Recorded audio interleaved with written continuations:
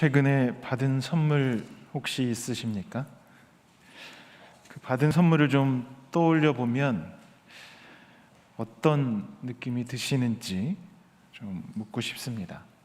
보통의 경우 우리가 선물을 받으면 웃음이 생기죠. 웃게 됩니다. 우선 나에게 준 선물은 나에 대한 상대방의 생각과 마음이 담겨 있기 때문입니다.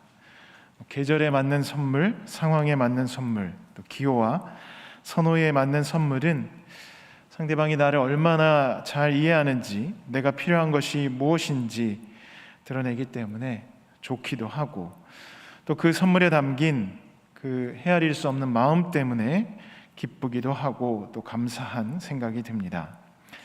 물론 요즘 취향을 맞추기 힘들고 워낙 변화가 빨라서 현금으로 보통 때우기도 합니다. 현금이든 선물이든 우리는 누군가에게 받는 것이 즐겁고 기쁘죠. 근데 선물이 부담스러운 경우도 있습니다. 자신이 생각한 것보다 너무나도 큰 정성 들인 비싼 선물을 받을 때입니다. 그런 경우는 어떻게 반응해야 할지 난감하기도 하죠. 거절해야 되는데 정성이 많이 담겨 있는 경우는 거절하기도 쉽지 않습니다. 보통의 인간관계도 그렇고 또 목회의 경우도 마찬가지입니다. 제가 목회 학습을 들을 때 교수님이 강조하셨던 말씀이 기억납니다. 교인들에게 $50 이상은 절대 받지 마십시오. 목사의 어려운 처지를 생각해서 도와준다고 해도 $50 이상은 오히려 목회에 도움이 안 되고 관계에도 좋지 않습니다. 그래서 목회 윤리 시간에 교수님이 강조를 몇 번이나 하셨던 그 기억이 떠오릅니다. 선물이 지나치면 뇌물이 되죠. 그래서 선물과 뇌물을 구분하기 쉽지 않은데 예전에 영국의 기업 윤리 연구소에서 선물과 뇌물을 구분하는 법을 발표했습니다. 3가지였는데요. 첫째는 받고서 2다리 뻗고 잠을 잘 수 있으면 선물이고 그렇지 않으면 뇌물이다. 2번째는 외부에 공개되었을 때 문제가 안 되는 것은 선물이고 문제가 될 것 같으면 뇌물이다. 3번째, 자리를 바꾸어도 자리로 옮겨도 받을 수 있는 건 선물이고 바꾸면 못 받는 게 뇌물이다. 되게 동의가 되시나요? 요즘은 뇌물을 받고도 2다리 뻗고 잘 자는 사람들이 많은 것 같아서 이 뇌물 판정 기준으로 적합한지는 모르겠습니다. 아무튼 선물의 가치가 너무 클 때 그 선물의 의미, 목적, 숨겨진 의도 등을 생각하게 됩니다. 오늘 본문에서 마리아가 예수님께 드린 선물은 어떤 의미일까요? 값진 순도 100% 나드 향유 한 근이라고 되어 있습니다. 그 값은 당시 300데나리온의 가치를 가졌습니다. 한 사람의 300일 월급에 해당합니다. 쉬는 날을 고려하면 1년 연봉에 가깝습니다. 지금 우리나라 상황으로 환산해 보면 3천만 원에서 4천만 원 정도가 됩니다. 어마어마한 금액이죠. 3천만 원 이상의 가치가 예수님의 발에 부어졌고 그 향기는 그 방 안에 가득 찼습니다. 당시 그 방 안에 있던 사람들은 그 향기를 누릴 수 있지만 그게 다였습니다. 예수님과 함께 머문 그 시간과 공간을 위해 소비된 값비싼 향유는 그 공간 시간을 넘어설 수가 없었죠. 그래서 가롯 유다는 이 행위를 낭비라고 규정을 지었습니다. 근데 우리가 가롯 유다의 규정을 따르기는 또 쉽지 않습니다. 낭비가 아니라고 한다면 이 마리아의 난감한 행동을 어떻게 이해할 수 있을까요? 사람들은 이 향유 붓는 사건을 두고 충분히 오해할 수 있습니다. 이렇게 질문을 던질 수도 있겠죠. 마리아와 예수님 혹시 특별한 관계 아닐까? 특별한 관계가 아니라면 이렇게 큰 가치의 향유를 그 짧은 시간을 위해 다 쏟아부을 수 있을까? 혹시 나사로를 살리신 것에 대한 감사의 표시는 아닐까? 감사의 표시라도 예수님께 실제적으로 도움이 되면 좋을 것 같은데 차라리 예수님이 자유롭게 쓰실 수 있게 활동비를 마련해 드리는 게 좋지 않았을까? 그러면 한 100만 원, 넉넉히 들으면 좀 더 해서 한 1000만 원이면 충분하지 않을까? 예수님께 그 정도로 해도 감사한 마음을 잘 아실 텐데 3,000만 원 이상 되는 향유를 순간 쏟아붓는 그걸 어떻게 이해해야 될까? 여러 가지 생각을 해봅니다. 마리아의 상황을 생각해 보면 더 이해하기 어렵습니다. 앞으로 결혼도 해야 하고 가정을 꾸려가야 한다면 지참금으로 쓸 수 있는 이 값비싼 향유를 가지고 여기서 이러고 있으면 안 될 것 같은 생각이 듭니다. 그래서 마리아가 이렇게 하는 행동을 이해할 수 없어서 어떤 사람들은 아마 다른 향유가 또 있었을 거다, 향유 단지가 있어서 이 정도는 쓸 수 있었을 거다라고 추측을 하기도 했습니다. 이 모든 생각들은 아주 이성적이고 합리적이고 이해타산적인 추측이고 판단입니다. 그리고 보통의 사람들은 이 생각을 공유를 합니다. 무엇이 유용하고 실용적이고 가성비가 높은지 우선적인 관심을 둡니다. 그러나 이 시각으로는 마리아의 향유 부은 사건을 이해하기 어렵습니다. 다른 시선이 필요합니다. 전에 미국 목회자들을 대상으로 한 교회 재정 컨퍼런스가 있었습니다. 한 목사가 나와서 하나님께 직접 예물 드리는 것에 대해 얘기를 했습니다. 지루한 강의가 계속되자 모인 목사님들이 하품을 하기 시작했습니다. 그때 강사로 나온 그 목사가 자신의 지갑에서 $100 지폐를 꺼내더니 불을 붙였습니다. 그리고 잿그릇에 올려놓고 기도를 했습니다. 주님, 이 예물을 당신께, 오직 당신께만 드립니다. 졸고 있던 청중들이 깜짝 놀랐습니다. 지폐가 연기로 타 올라가는 것을 마치 쏟아진 향유처럼 바라보며 목사들은 의자에서 안절부절 못했습니다. 한 목사는 화폐를 태우는 건 불법이라고 소곤거렸고, 다른 참여자는 가진 게 많으니까 지폐 정도는 태울 수 있는 거겠지 하고 투덜거렸습니다. 많은 사람들은 쓴웃음을 지으며 이 광경을 바라봤습니다. 제가 지폐를 여기서 태운다면 어떤 반응을 보이실까요? 아마 모두 점잖고 이해심이 많으셔서 뭐라고 하시진 않겠지만 굳이 뭘 그렇게까지 생각하실 겁니다. 일상적이지 않은 사건이지만 이렇게 화폐를 그렇게 소각하는, 그래서 예물 드리는 그 사건, 그것은 우리가 하나님께 드리는 예물에 대해서 다시 한번 깊이 생각을 해보게 됩니다. 또 오늘 본문으로 돌아가서 왜 마리아는 값비싼 향유를 예수님의 발에 부었을까 돌아보게 합니다. 얼마 전에 그 자폐증을 가진 사람들에 대한 이야기를 들었습니다. 자폐증 하면 과도한 반응을 보이는 아이들을 떠올리게 됩니다. 아주 작은 자극에도 뒹굴고 격하게 반응을 합니다. 이해하기 쉽지 않습니다. 그런데 그 아이들이 그렇게 반응하는 것은 인풋이 달라서 그렇다고 얘기를 하시더라고요. 들어오는 자극에 대한 인지가 보통 사람들과는 너무나도 다르다는 겁니다. 예를 들어서 우리가 정전기가 일어나는 경우에 보통의 경우는 따끔하잖아요. 자폐 증상이 있는 아이의 경우에는 그 고통이 칼로 찌르는 느낌이라고 합니다. 정전기로 따끔하면 아야 하고 하면 되지만 칼로 찌르는데 아야 할 수 없잖아요. 그래서 뒹굴 수밖에 없다고 합니다. 칼에 찔린 사람한테 너 왜 이렇게 뒹구냐고 하는 사람은 없을 겁니다. 그래서 입력이 달라기 때문에 그렇게 출력이 다르다고 자폐증에 대한 이야기를 설명해 주시는 걸 들었습니다. 마리아가 향유를 부은 이유도 비슷하게 좀 이해할 수 있지 않을까 생각을 합니다. 예수님은 당신의 죽음을 제자들에게 고지를 하셨습니다. 그런데 제자들과 달리 마리아는 예수님의 죽음을 허투루 듣지 않은 거죠.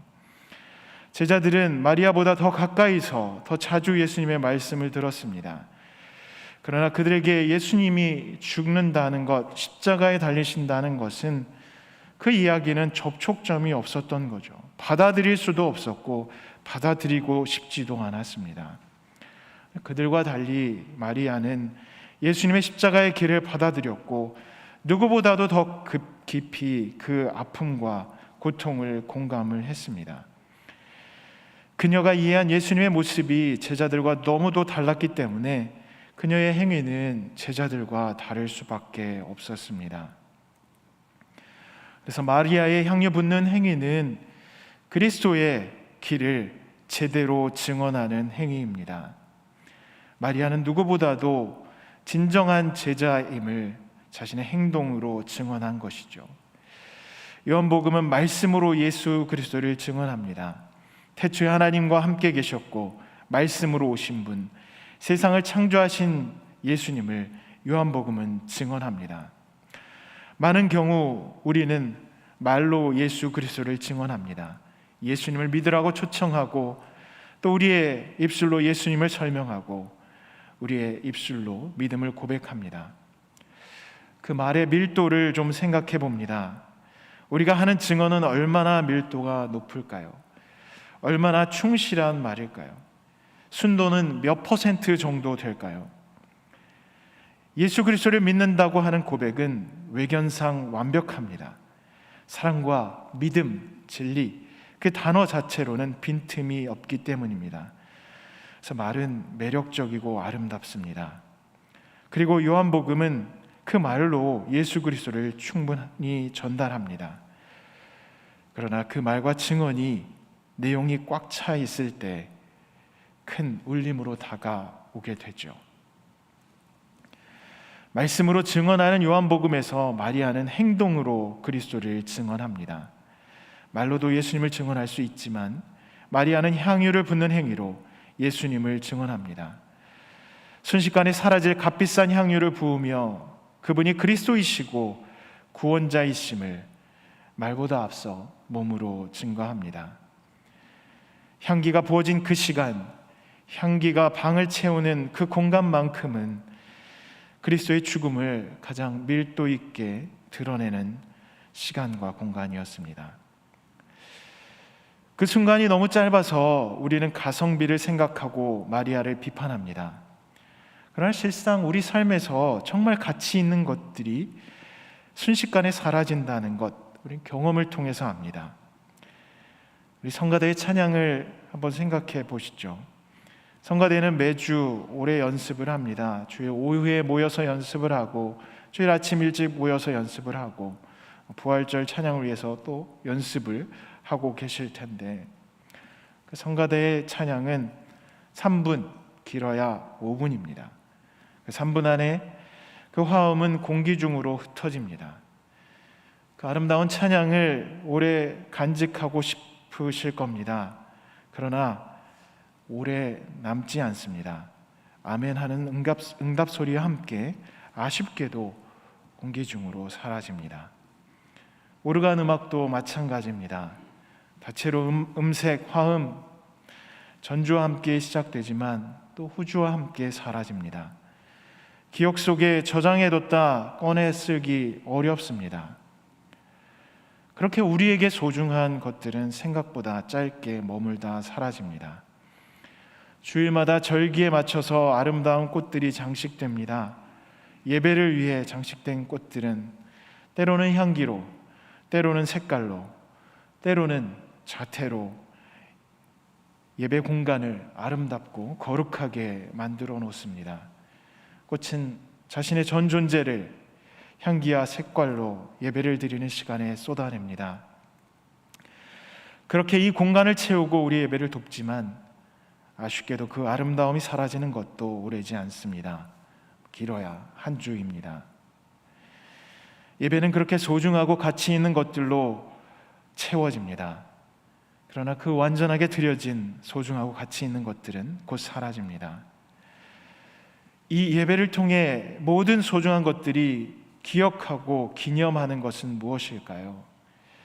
그것은 예수님의 십자가, 부활, 특별히 사순절 기간에는 예수께서 우리를 위해 달리신 십자가입니다. 그리고 무엇보다 중요한 것은 그 십자가는 비교할 수 없이 값비싸고 소위 낭비하는 예수님께서 자신의 전 존재를 비우고 드리는 행위였습니다. 요한복음 예수님이 이 땅에 오신 일을 소개합니다. 그러면서 예수님이 이 땅에 오셨음에도 사람들은 받아들이지 않았다고 합니다. 예수님은 이 땅에 마리아의 향유와 같은 선물이었습니다. 이 땅에 오신 예수님은 우리에게 분에 넘치는 선물이셨습니다. 하나님으로서 예수님은 자신을 철저하게 비우셨죠. 자신을 비우셔서 모든 인류를 담을 수 있도록 그렇게 낮아지셨습니다. 그것이 십자가입니다. 십자가에 달리신 예수 그리스도는 이 땅을 위해서, 우리를 위해서, 또한 자신을 거역하는 이들까지도 그들을 위해서 자신을 낮추시고 비우시고 또 부으셨습니다. 자신을 철저하게 비운 예수님의 십자가 사건을 가장 가깝게 따른 행위가 마리아의 향유 부은 사건입니다. 그녀는 자신의 모든 것을 예수님께 부었습니다. 예수님께서 인류를 위해 자신을 내어놓으신 것처럼 마리아는 자신을 철저하게 비워서 그리스도의 길을 예비했습니다. 이것이 향유를 부은 사건의 의미입니다.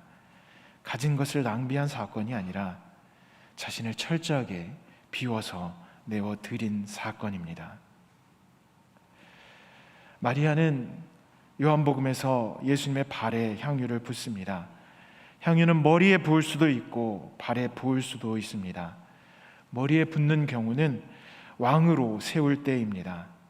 발에 기름을 붓는 것은 죽음과 매장을 준비하는 것입니다. 마리아는 값비싼 향유를 예수님의 발에 붓고 그의 머리카락으로 닦습니다. 이것은 그의 헌신에서 우리가 보통 값을 매길 수 없는 그런 행위를 포함을 하는 거죠. 가장 값비싼 향유를 붓고 자신의 머리카락으로 예수님의 발을 씻습니다. 그래서 그녀의 행위를 예배 자체로 표현하기도 합니다. 구원을 위한 하나님의 희생적인 사랑에 대해 자신의 전 존재를 들여서 반응했기 때문입니다. 사람들이 거부한 예수님을 마리아는 비용을 생각하지 않고 넉넉한 헌신으로 섬깁니다. 자기를 철저하게 비워 가장 풍성하게 마리아는 예수님을 섬기는 것입니다. 이 마리아의 넉넉한 행위는 요한복음에 등장하는 다양한 풍성함을 떠오르게 합니다. 예수님이 이 땅에 오셔서 풍성함을 제공하셨습니다. 가나의 혼인잔치에서 사람들은 포도주의 부족을 경험합니다. 예수님은 거기에 680리터의 새로운 포도주를 만듭니다. 680리터, 감이 잘 안 오시죠? 포도주 병으로 담으면 900병 정도 됩니다. 참여한 하객들이 충분히 마시고도 남을 포도주의 양입니다. 예수님은 넉넉하게 그렇게 베푸십니다. 갈릴리 해변에서는 5,000명의 사람들을 먹입니다. 그들이 먹고 남은 음식이 12광주리가 넘습니다. 굳이 남게 할 필요가 있었을까요? 풍성하게 베푸셨다는 것을 의미합니다. 부활하신 후에 갈릴리에서 물고기를 잡지 못하던 베드로에게 그물이 무거워서 들어올리지 못할 정도의 풍성한 어획을 갖게 합니다. 넉넉하게 베푸심을 드러내는 거죠. 그렇게 베푸신 예수님은 자신을 버린 이들, 받아들이지 않은 이들도 품어 안을 정도로 자신을 십자가에 넉넉하게 비워서 포용하시고 용서하시고 구원하십니다. 그래서 마리아의 향유를 부은 이 사건은 우리에게 예수님이 얼마나 넉넉하게 자신을 비우셨는지를 되새겨 줍니다. 그리고 제자의 길을 걷기 위해 얼마나 자신을 비워하는지 보여주기도 합니다. 도덕적 손상이라는 말이 있습니다. 우리가 도덕적으로 손상이 되어서 도덕적 행위에 둔감해진 사회를 살고 있다는 말입니다. 마리아의 향유 사건은 저는 우리의 영적인 손상이 얼마나 있는지를 돌아보게 하는 사건이라고 생각합니다. 그것이 낭비라고 생각할 때, 그것이 무의미하다고 생각할 때 우리는 그리스도를 얼마나 제대로 품고 있는지, 예수님의 십자가 사건을 얼마나 깊이 느끼고 있는지, 제대로 받아들이고 있는지, 그리고 그 제자의 길을 정확하게 걸어가고 있는지를 묻고 있기 때문입니다. 세상이 각박하고 용서가 부족하고 사랑이 모자라고 교회가 답답한 이유는 우리의 영적인 손상이 그리스도의 십자가를 제대로 받아들이고 이해하고 수용하고 있지 못하기 때문입니다. 이러한 우리에게 마리아는 그 거룩한 비움으로 제자의 길이 어떠해야 하는지 보여줍니다. 그리스도의 거룩한 비움 때문에, 그리고 그 비움을 따르는 제자들 때문에 이 땅에 거룩한 풍성함이 있습니다. 이 사순절 기간에 그 거룩한 비움을 깊이 묵상하며 그리스도의 십자가의 길을 온전히 따라 걷는 우리 모두가 되길 간절히 바랍니다. 드려진 말씀 위에서 묵상 기도하시겠습니다.